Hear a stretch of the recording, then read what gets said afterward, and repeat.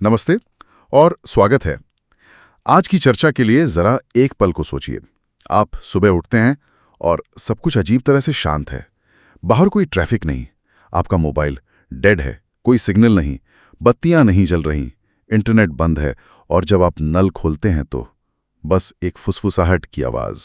यह एक ऐसी दुनिया की झलक है जहां बुनियादी ढांचा मतलब इंफ्रास्ट्रक्चर पूरी तरह से ठप हो गया है। आज हम इसी विशाल लगभग अदृश्य नेटवर्क की गहराई में उतरेंगे जो भारत में हमारे आधुनिक जीवन को संभव बनाता है। बिल्कुल, ये सिर्फ सड़कें और पुल नहीं हैं, ये तो हमारे समाज की नसें हैं।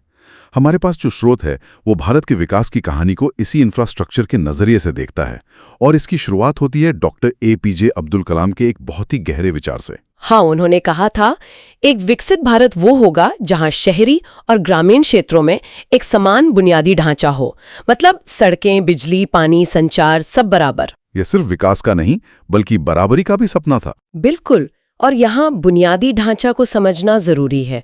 असल में ये सिर्फ कंक्रीट और स्टील का ढेर नहीं है। हाँ। ये उन सभी ठोस संरचनाओं का एक तरह से आपस में जुड़ा हुआ जाल है जो हमारे शहरों और गांवों को चलाता है। इसमें परिवहन के साधन, बिजली और पानी की सर्विस और वो सारे केबल और टावर जो हमें जोड़े रखते हैं। जी, एक तरह से देखें तो ये देश की रीढ़ की हड्डी है। अगर ये कमजोर हो तो पूरा देश लड़खड़ा सकता है। ठीक है, तो चलिए इसे परत परत खोलते हैं। देश की रीढ़ की हड्डी एक बड़ा विचार है, लेकिन ये एक आम इंसान के जीवन को असल में कैसे छूता है? स्रोत में इसे समझाने के लिए एक बहुत अच्छी कहानी है ऋषभ की। हाँ, ऋषभ की।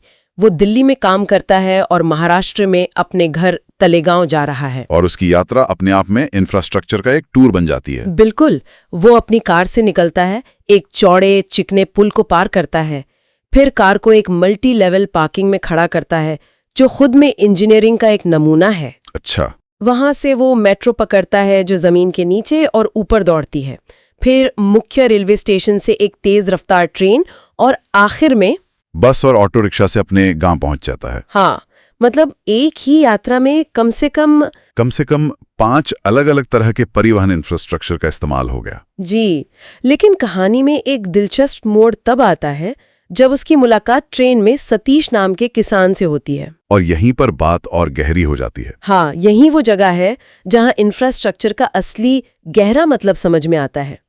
सतीश ऋषभ को बताता है कि उसके खेत के जो रसीले टमाटर हैं वो सिर्फ धूप, पानी और मेहनत का नतीजा नहीं है। अच्छा, तो फिर और क्या है? उनके पीछे एक अदृश्य इंफ्रास्ट्रक्चर काम कर रहा है।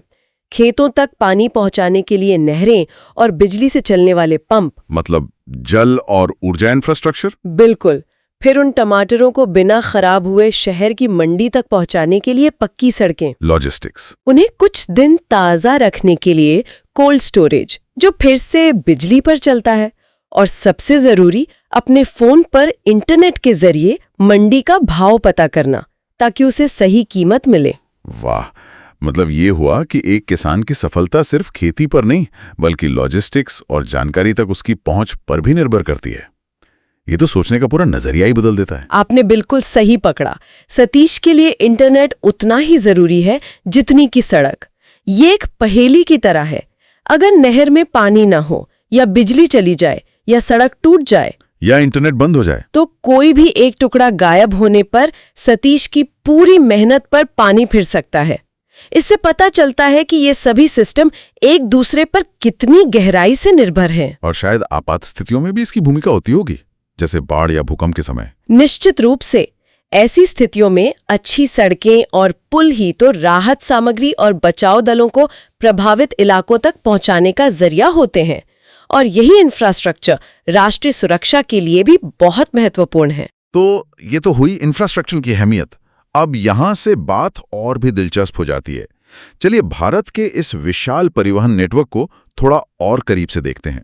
मैंने स्रोत में पढ़ा कि भारत का सड़क नेटवर्क अमेरिका के बाद दुनिया में दूसरा सबसे बड़ा है। ये सुनने में तो बहुत प्रभावशाली लगता है भी।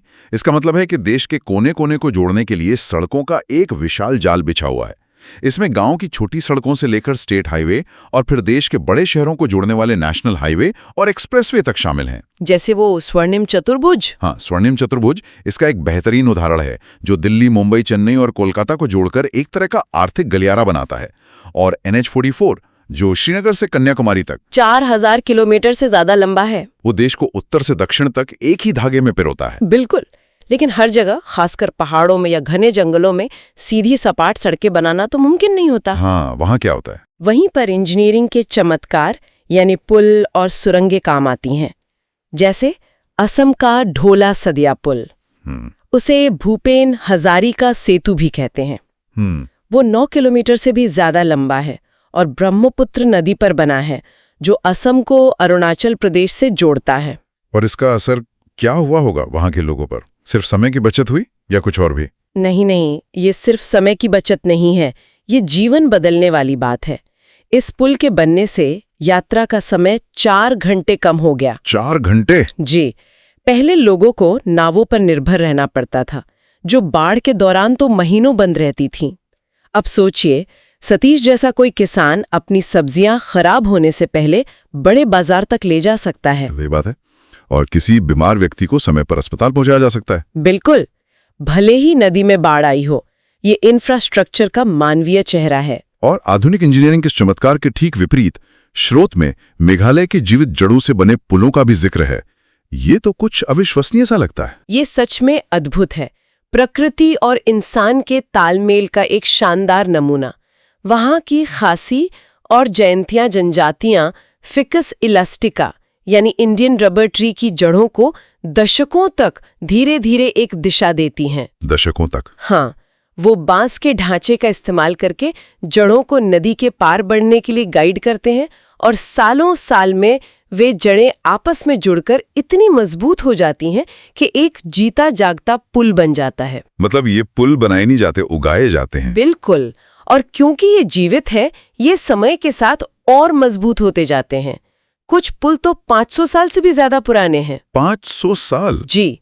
ये सिर्फ रास्ते नहीं है, बल्कि पीढ़ियों के ज्ञान, धैर्य और प्रकृति के साथ गहरे सम्मान का प्रतीक हैं। ये हमें सिखाता है कि इंफ्रास्ट्रक्चर हमेशा कंक्रीट और स्टील का मोहताज नहीं होता। ये एक बहुत ही सुंदर विचार है। चलिए अब देश की जीवन रेखा यानी भारतीय रेलवे की बात करते हैं। स्रोत बताता है कि इसकी शुरुआत 1853 में हुई थी। हाँ, अंग्रेजों ने इसकी शुरुआत मुख्य रूप से अपने फायदे के लिए की थी। खदानों से कोयला, बागानों से कपास और चाय, इन चीजों को बंदरगाहों तक पहुंचाने के लिए, ताकि उन्हें आसानी से ब्रिटेन भेजा जा सके। जी, लेकिन आजादी के बाद यही नेटवर्क भारत के एकीकरण और विकास का सबसे बड़ा जरिया बन गया और आज ये दुनिया की 4थी सबसे बड़ी रेलवे प्रणाली है। और इसके आंकड़े तो हैरान करने वाले हैं। रोजाना 2 करोड़ से ज्यादा लोग इसमें सफर करते हैं। ये तो कई छोटे देशों की कुल आबादी से भी ज्यादा है। बिल्कुल, और ये दुनिया की सबसे सस्ती रेल सेवाओं में से एक है। लेकिन इसका एक और पहलू है जो बहुत महत्वपूर्ण है, पर्यावरण। मालगाड़ियां ट्रकों की तुलना में 75 से 90% कम ऊर्जा का उपयोग करती हैं। और अब तो विद्युतीकरण भी हो रहा है। मैंने पढ़ा है कि भारत इस मामले में बहुत तेजी से आगे बढ़ रहा है। बहुत तेजी से। लक्ष्य 2025 तक 100% विद्युतीकरण का है और 2024 तक ही 97% नेटवर्क बिजली से चलने लगा था। ये आंकड़ा चीन, फ्रांस और जर्मनी जैसे विकसित देशों से भी ज्यादा है। वाह, इसका मतलब है कम प्रदूषण और ईंधन आयात पर कम निर्भरता। और ये ना भूलें कि भारतीय रेलवे लगभग 12 लाख कर्मचारियों के साथ देश का सबसे बड़ा नियोक्ता भी है। ये एक चलता फिरता शहर है। और शहरों के अंदर की तस्वीर भी बदल रही है। मेट्रो सिस्टम एक क्रांति की तरह है। 23 शहरों में 1000 किलोमीटर से ज्यादा का नेटवर्क, जो जल्द ही दुनिया का तीसरा सबसे बड़ा नेटवर्क बन जाएगा। और ये शहरी जीवन की गुणवत्ता में सुधार ला रहा है। सड़कों पर ट्रैफिक का बोझ कम, प्रदूषण कम और लोगों का कीमती समय बचता है। दिल्ली मेट्रो तो अपनी ऊर्जा जरूरतों का एक हिस्सा सौर ऊर्जा से भी पूरा करती है। जी, जो दिखाता है कि हम बड़े पैमाने पर स्थायी इंफ्रास्ट्रक्चर की ओर बढ़ रहे हैं। तो हमने सड़कों और ट्रेनों की बात की, अब सबसे तेज माध्यम की बात करते हैं, हवाई परिवहन। घरेलू हवाई यातायात में भारत दुनिया में 3रे स्थान पर है। हवाई परिवहन सिर्फ लोगों को ही तेजी से नहीं पहुंचाता है, ये कीमती या जल्दी खराब होने वाले सामान जैसे टीके, दवाइयां, इनके लिए भी जरूरी है। और आपदा के समय भी। हाँ, आपदा के समय ये दुर्गम इलाकों तक पहुंचने का एकमात्र जरिया होता है। बेंगलोर का केम्पेगौड़ा अंतर्राष्ट्रीय हवाई अड्डा तो अपने आप में एक मिसाल है। उसका डिजाइन शहर की गार्डन सिटी की पहचान को दर्शाता है। अच्छा, कैसे? वहां बांस की बनी छतें हैं, चारों तरफ हरियाली है। ये दिखाता है कि एयरपोर्ट जैसी जगह भी सुंदर और प्रकृति के करीब हो सकती है। और अंत में बंदरगाह। भारत की लंबी तटरेखा है तो जाहिर है कि समुद्री व्यापार भी बहुत महत्वपूर्ण होगा। सबसे महत्वपूर्ण, कोयला, सीमेंट, कारें, ऐसे भारी सामानों के लिए जलमार्ग आज भी परिवहन का सबसे सस्ता और प्रभावी तरीका है। भारत में 12 बड़े और 200 से ज्यादा छोटे बंदरगाह हैं और पिछले दशक में इनके द्वारा संभाले गए माल की मात्रा में 50% की भारी वृद्धि हुई है। 50%? ये तो मेक इन इंडिया और बढ़ती अर्थव्यवस्था का सीधा संकेत है। बिल्कुल। कि ये पूरा परिवहन का जाल है, जमीन पर, हवा में और पानी में। लेकिन ये सब आज हमारे जुड़ने के तरीके के लिए क्या मायने रखता है? चलिए उस अदृश्य इंफ्रास्ट्रक्चर की बात करते हैं, यानी संचार। स्रोत में मध्य प्रदेश की रानी का उदाहरण दिया गया है, जो तमिलनाडु में अपनी चचेरी बहन को एक वॉइस नोट भेजती है। हमें कितना आसान लगता है, बस बटन दबाओ, बोलो और भेज दो। हाँ, ये जादुई लगता है, लेकिन इस जादू के पीछे ठोस इंजीनियरिंग और इंफ्रास्ट्रक्चर का एक बहुत बड़ा जाल है। उस छोटे से वॉइस नोट का सफर अद्भुत है। सबसे पहले रानी के गांव के पास जो मोबाइल टावर है, उसे लगातार बिजली की जरूरत है। अच्छा, यानी ऊर्जा इंफ्रास्ट्रक्चर। जी। फिर उसका संदेश जमीन के नीचे बिछी फाइबर ऑप्टिक केबलों के जरिए हजारों किलोमीटर की यात्रा करता है। मतलब संचार इंफ्रास्ट्रक्चर भी परिवहन इंफ्रास्ट्रक्चर पर निर्भर है? ये तो मैंने सोचा ही नहीं था। डेटा सेंटरों से होकर गुजरता है, जिन्हें ठंडा रखने के लिए भी भारी मात्रा में बिजली और पानी चाहिए। तब जाकर वो रानी की बहन के फोन पर पहुंचता है। तो उस 1 सेकंड के वॉइस नोट के पीछे टावर, केबल, सैटेलाइट, बिजली घर और डेटा सेंटर का एक पूरा इकोसिस्टम काम कर रहा होता है। बिल्कुल। और अगर हम इसे फिर से सतीश उस किसान की कहानी से जोड़ें, तो ये डिजिटल इंफ्रास्ट्रक्चर उसके लिए महज बात करने का जरिया नहीं है। नहीं, उसके लिए यह व्यापार का एक औजार है। सही कहा। वो मौसम के पूर्वानुमान के लिए ऐप इस्तेमाल करता है, जिससे वो अपनी फसल को ओलों से बचा सकता है। वो सीधे खरीदारों से जुड़ने के लिए व्हाट्सएप का इस्तेमाल करता है, जिससे बिचौलिए खत्म हो जाते हैं। और सबसे महत्वपूर्ण, वो यूपीआई के जरिए तुरंत भुगतान प्राप्त करता है। जी, ये डिजिटल इंफ्रास्ट्रक्चर भारत की ग्रामीण अर्थव्यवस्था में एक मूक क्रांति ला रहा है। तो आज की चर्चा से ये साफ है कि इंफ्रास्ट्रक्चर कोई एक चीज नहीं है। ये एक बहुस्तरीय, आपस में गहराई से जुड़ा हुआ सिस्टम है।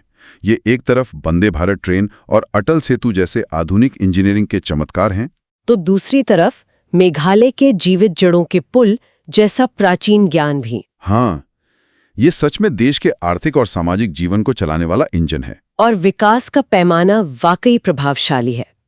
दुनिया का दूसरा सबसे बड़ा सड़क नेटवर्क, चौथी सबसे बड़ी रेल प्रणाली, तीसरा सबसे बड़ा घरेलू हवाई यातायात और जल्द ही तीसरा सबसे बड़ा मेट्रो नेटवर्क। ये सिर्फ आंकड़े नहीं हैं। ये भारत के विकास की महत्वाकांक्षा और क्षमता की कहानी कहते हैं। हर नया पुल, हर नई सड़क और हर नया मोबाइल टावर लाखों लोगों के लिए अवसरों के नए दरवाजे खोलता है। आज की चर्चा को समाप्त करते हुए एक विचार सोचने के लिए छोड़ जाते हैं। हमने देखा कि कैसे आधुनिक बुनियादी ढांचा कंक्रीट और स्टील की ताकत और गति पर बनाया गया है, और कैसे पारंपरिक ढांचा जीवित जड़ों के धैर्य और लचीलेपन से उगाया जा सकता है। ये एक बहुत ही दिलचस्प विरोधाभास है। एक तरफ रफ्तार, दूसरी तरफ स्थिरता। तो सवाल ये है कि जैसे जैसे भारत भविष्य का निर्माण कर रहा है, क्या हम इन दोनों दुनियाओं से कुछ सीख सकते हैं? क्या आधुनिक इंजीनियर खासी और जैंतिया जनजातियों की सदियों पुरानी टिकाऊ तकनीकों से कोई प्रेरणा ले सकते हैं? बुनियादी ढांचे का भविष्य बड़े पैमाने पर निर्माण को पारिस्थितिक सद्भाव के साथ कैसे मिला सकता है? क्या हम ऐसे पुल और सड़कें बना सकते हैं जो सिर्फ हमें ही नहीं बल्कि आने वाली पीढ़ियों और इस ग्रह को भी सेवा दें?